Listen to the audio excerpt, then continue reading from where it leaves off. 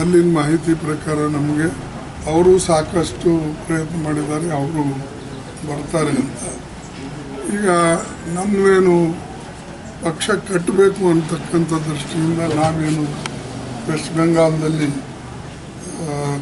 ಹೋರಾಟ ಮಾಡ್ತಾ ಇದ್ದೀವಿ.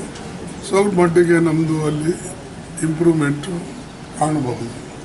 ಅಲ್ಲ, ಹಂಗೆ ಅಸೆಂಬ್ಲಿ ಬಂದರೆ ಏನಾದರೂ TMCಗೆ ಏನಾದ್ರು ಸಪೋರ್ಟ್ ಮಾಡುತ್ತಾನೆ ಸರ್ ಕಾಂಗ್ರೆಸ್ ಪಾರ್ಟಿ ವೆಸ್ಟ್ ಬೆಂಗಾಲಲ್ಲಿ? ನೋಡೋಣ, ಇನ್ನೂ 3 ದಿವಸದ ನಾವು ಸುಮ್ಮನೆ ಈಗ ಹೇಳಿದ್ರೆ ಅದು ಚೆನ್ನಾಗಿ ಕಾಣೋದಿಲ್ಲ.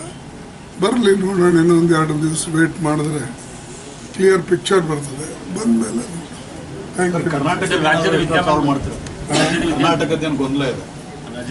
ಅದು ಆದಷ್ಟು ಬೇಗನೆ ಬಗೆಹರಿಸ್ತೇವೆ.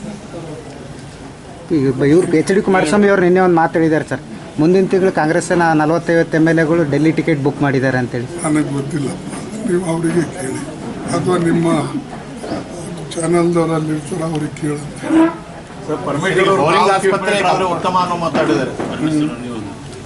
ನಾನಾದರೆ ಉತ್ತಮ ಅಂತ ನೀವು ಹೇಳ್ತೀರಿ, ಅವರು ಹೇಳ್ತಾರೆ, ಮೇಲಿನವರು ಹೇಳ್ತಾರೆ. ಬಟ್ ನಮ್ಮೆಲ್ಲರ ಹಣೆಬಾರ ಅನ್ನೋಕ್ಕಿಂತಲೂ ನಮ್ಮ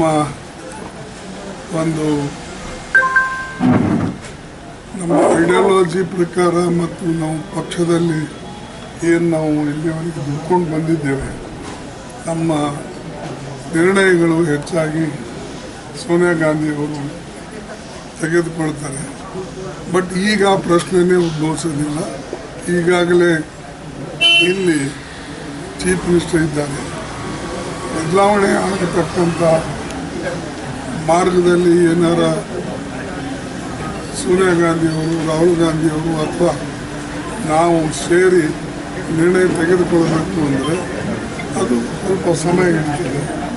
ಅದು ನೋಡೋಣ. Thank you.